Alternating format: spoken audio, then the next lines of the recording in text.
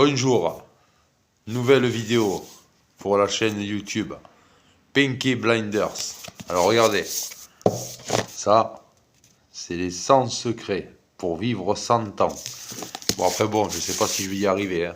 Mais après bref, on n'en sait rien, on n'est pas éternel vous savez. Bon voilà. Allez c'est parti, je vais vous délivrer un secret. Alors, un secret. Bonne graisse ou mauvaise graisse? Toutes les matières grasses ne sont pas mauvaises. Voici comment savoir lesquelles sont bonnes et lesquelles ne le sont pas. Il existe 3 types de graisses: monoinsaturées, polysaturées et saturées. Les graisses monoinsaturées, telles que les huiles d'olive, de sésame, de colza, d'amande, de lin et de poisson, sont bonnes.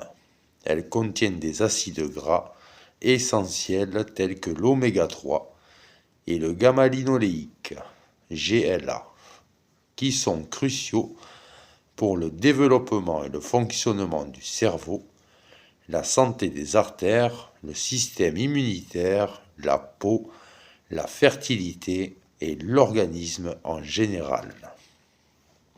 Les graisses polyinsaturées, parmi lesquelles la margarine et les huiles de cartame hydrogénées, de tournesol et de maïs, offrent aussi des acides gras essentiels. Toutefois, ces graisses sont très raffinées et elles contiennent de grandes quantités de lipides provenant de l'hydrogénation d'huile végétale, procédé destiné à les rendre plus fluides, qui provoque des maladies cardiovasculaires et des cancers. Les mauvaises graisses sont les graisses saturées et les huiles de friture. Parmi celles-ci, le beurre, les huiles de palme, d'arachide et de noix de coco et le saindoux. Ces mauvaises graisses élèvent les taux de cholestérol et de triglycérides, accroissant le risque d'attaque cardiaque et d'embolie cérébrale. Mieux vaut les éviter. Alors, c'est parti. La feuille en forme de cerveau qui rend intelligent. La feuille de ginkgo est la forme d'un cerveau humain et selon certains, c'est pour cela qu'en Asie, elle a toujours eu la réputation d'activer les fonctions mentales. Le ginkgo, qui est l'une des plantes les plus étudiées au monde, améliore la circulation dans le cerveau et d'autres organes, ainsi que la mémoire et les fonctions cognitives.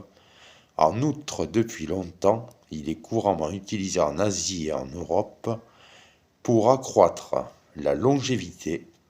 Sa feuille est surtout consommée sous forme d'infusion et de poudre, mais sa noix, employée dans la cuisine en Chine et au Japon, possède aussi des vertus thérapeutiques. Elle est particulièrement indiquée pour les problèmes pulmonaires. Alors, j'ai appris une chose sur Internet, pour éviter d'avoir des quintes de tout.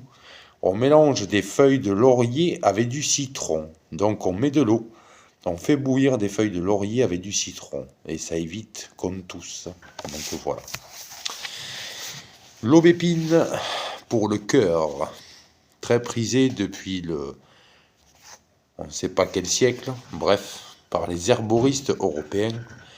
L'aubépine était traditionnellement censée aider à digérer les viandes lourdes et les mets riches et considérée comme un puissant tonique de système circulatoire.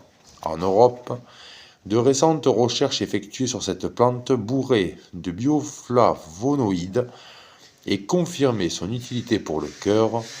Elle abaisse notamment la pression artérielle durant l'effort, fortifie le muscle cardiaque et améliore la circulation du sang dans le cœur et dans tout le corps.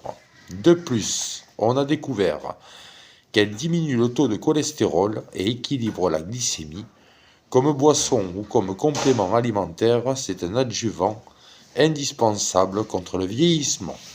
Allez, tchuss la station. Ciao, salut.